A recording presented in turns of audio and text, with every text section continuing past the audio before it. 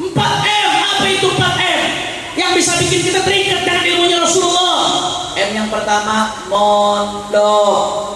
M yang pertama apa? Mondok. Orang kompak. M yang pertama apa? Mondok. Lebih kenceng. M yang pertama apa? Mondok. Pondokin anak Pak zaman sekarang udah paling aman. Serem kita lihat di luar kehidupan, masya Allah. Jawab yang jujur nih bapak-bapak. Saya biasanya saya tegur ibu-ibu, cuma jauh banget ibu-ibu posisinya saudara. Jawab yang jujur, jawab yang jujur. Zaman sekarang anak kita kalau di rumah kerjaan yang dipegang apa? Bangun tidur yang dipegang, mau sholat yang dipegang, kelar sholat yang dipegang, lagi duduk sama orang tua yang dipegang, mau makan yang dipegang, sendok, makan megang HP, mau ngerobok HP, ngerobok kuah pakai HP. HP nggak berhenti, bahkan ada studi menunjukkan, saya dapat dari guru saya Profesor Dr. Ali Abdullah Baharul Habibullah Ta'ala. Itu studi menunjukkan Indonesia merupakan negara, salah satu negara dengan durasi penggunaan HP per hari terlama di dunia, saudara. Jadi dibandingin negara-negara lain, orang Indonesia termasuk yang paling lama megang HP per hari. Berapa per hari orang Indonesia megang HP? 7 sampai 8 jam, saudara. Lu bayangin 7 ke 8 jam buat megang Quran. Kalau nggak bisa terbang jadi wali semuanya per hari ya. 7 ke 8 jam buat megang apa rata-rata? Itu rata-rata. Belum yang main Mobile Legend, belum yang main Roblox, belum yang main Free Fire, apalagi yang main judi online. Yang saya nggak bayangin Pak, itu kita bicara pahit dan ini terjadi di rumah-rumah kita. Yang saya nggak bisa bayangin anak-anak muda, anak-anak kecil, yang mana mereka sedang proses pembentukan pola pikir, pembentukan jati diri, pembentukan karakter. Saat ini anak-anak kita gurunya bukan lagi bapaknya. Bapak bisa ngobrol sama anak sehari sejam udah hebat, setengah jam udah hebat. Anak-anak kita gurunya bukan lagi ibunya.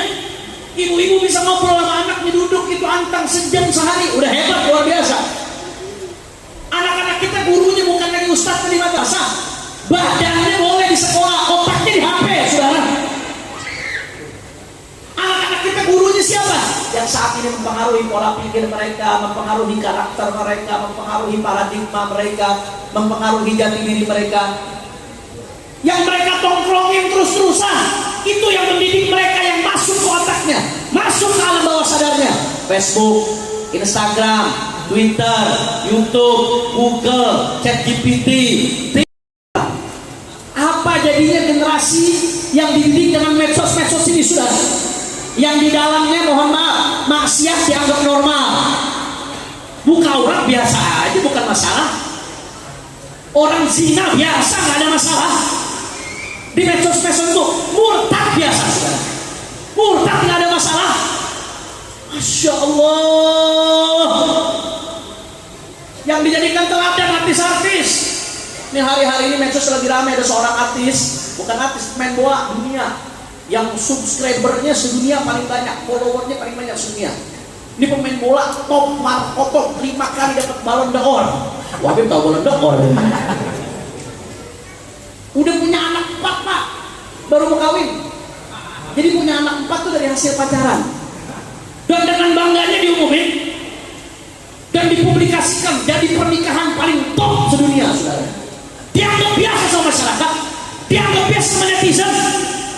Caci maki ulama biasa, caci maki habaib biasa, caci maki kiai biasa. Anda bayangkan Bapak Ibu sekalian, anak Anda 5 jam satu hari nongkrongin tempat seperti ini, 30 tahun lagi apa jadinya, saudara? Saya kadang kalau berpikir saya takut, saya khawatir. Kita bisa duduk di tempat ini karena kita dididik sama orang-orang tua kita masih percaya barokah. Mereka, saudara, di tengah kekhawatiran yang begitu memuncak, alhamdulillah ada secercah cahaya yang muncul, saudara. Secercah cahaya itu muncul dari tempat yang namanya pondok pesantren. Alhamdulillah. Begitu masuk pesantren anak-anak kita, masya Allah. Yang pertama dilakukan apa? Dipisahkan dulu dari jin yang namanya HP, saudara. Bukan supaya anak kita terbelakang teknologi, bukan. tapi supaya anak kita betul-betul bisa tumbuh dengan nilai-nilai yang original, yang ditanamkan oleh para ulama, yang diambil dari Rasulullah Sallallahu Alaihi Wasallam sampai dia betul-betul terbentuk. Nanti kalau udah dewasa mau megang-megang terserah, yang penting dibentuk dulu fondasinya yang kuat. Anak-anak kita di pesantren Pak, 5 waktunya sholat diperhatiin, tahajud jam 3 udah dibangunin, bapak ibu punya anak di pesantren jam 3 anak bapak doain buat bapak saudara. Ibunya kagak tahajud, bapaknya kagak tahajud, tapi anaknya tahajud. Anak bapak ibu di pesantren, masya Allah, zikirnya diperhatikan, sampai ucapannya diperhatikan, perilakunya dikontrol, saudara. Nggak sampai di situ. Ketika anak-anak muda di luar tangannya sibuk megang handphone, anak bapak ibu di pesantren tangannya sibuk megang Al-Quran. Allahumma shalli ala Muhammad. Abuya Al-Habib Abdullah Baharun beliau mengatakan, Al-Ma'ahidul Islamiyah di Indonesia qal'atu Indonesia wal muslimin. Pondok-pondok pesantren di Indonesia adalah benteng kokoh, qal'ah, benteng kokoh untuk Indonesia dan umat Islam, saudara. Ini benteng luar biasa, teruji, terbukti selama ratusan tahun. Jangan Anda pikir Bapak Ibu sekalian, Belanda datang nggak membawa ideologi, saudara. Belanda juga datang bawa misi ideologi. Belanda itu berusaha mengkristenkan Indonesia, tapi apa hasilnya? Belanda gagal. Kenapa? Karena ada pesantren-pesantren yang jauh berdiri sebelum Indonesia merdeka. Sebagai contoh, di Jawa Timur ada pesantren namanya Sidogiri, 290 tahun umurnya, saudara. 210 tahun sebelum Indonesia merdeka, dia sudah berdiri kokoh, mencetak ulama, mencetak dai yang masuk kampung-kampung, jaga akidah umat. Belanda nyebarkan Kristen, dia tetap berdiri kokoh. Masuk Jepang, dia tetap berdiri kokoh. Masuk rezim Orde Lama, Orde Baru, sampai reformasi, tetap berdiri kokoh, menjadi benteng Ahlus Sunnati wal Jamaah. Allahu Akbar. Saya mau tanya, peran pesantren dahsyat atau tidak? Teruji atau tidak? Terbukti atau tidak? Makanya jangan kaget, kata guru saya Profesor Abdullah Harun, jangan kaget musuh-musuh kurang, saudara. Keren-keren madrasah kita, kualitas pendidikannya bagus-bagus. Ini di Poltangan ada madrasah As-Sa'adah yang luar biasa, saudara. Belum lagi madrasah-madrasah lainnya. Kita nggak kekurangan madrasah yang bagus, yang bergengsi. Saya heran, kadang-kadang ada orang Islam, ngaku Islam, tapi gengsi masukin anaknya ke madrasah. Ngerasa kalau anaknya sekolah di madrasah nggak keren, nggak unggulan. Padahal di madrasah dapat ilmu dunia, dapat ilmu akhir. Kalau doa mintanya Rabbana atina fid dunya hasanah wa fil akhirati hasanah, minta hasanah dunia, hasanah akhirat. Giliran pendidikan nggak mau hasanah akhirat, saudara. Naudzubillah min. M yang kedua apa? M yang pertama? M yang kedua? Habib, saya udah terlanjur masukin anak saya ke sekolah madrasah, bagaimana? Ya udah nggak apa-apa, ambil M yang ketiga. Apa M yang ketiga, Habib? M yang ketiga mengaji. M yang ketiga apa? Terserah anak lo mau sekolah apaan, mau belajar apaan, yang penting pulang suruh ngaji. Kalau ada duit lebih, ambilin guru ngaji ke rumah. Kalau nggak ada, suruh ngaji di kampung, biar dia bisa baca huruf Quran. Jangan sampai sekolah tinggi-tinggi, bisa baca ucapan manusia, tapi nggak bisa baca kalamnya Allah Subhanahu Wa Taala, saudara. Biar dia tahu mana halal, mana haram, bagaimana cara ibadah yang benar. Minimal terserah mau sekolah apa. Jangan sampai anak kita nggak bisa ngaji, besok kita mati yang bacain Quran siapa? Ada orang kaya Pak, duit miliaran, jabatan tinggi, begitu mati itu kalangan bunga bererok. Tapi apa yang terjadi? Mayat masih di tengah rumah, udah nyetel kaset Al-Quran. Ditanya anaknya mana, nggak ngaji orang tuanya, anaknya nggak bisa ngaji. Kalau itu sudah terjadi, apa artinya duit? Apa artinya jabatan? Apa artinya aset? Apa artinya uang? Tidak ada artinya semua, saudara. Mendingan hidup pas-pasan, rumah kontrak, makan tahu tempe, tapi kita mati, anak kita ngaji buat kita, saudara. Betul apa? Mudah-mudahan kita mati tinggalin anak-anak yang soleh, yang terus ngirimin pahala buat kita. Amin ya Rabbal. M yang ketiga apa? Orang kompak. M yang ketiga apa? M yang pertama? Nggak bisa mondok. M yang kedua? Nggak bisa madrasah. M yang ketiga?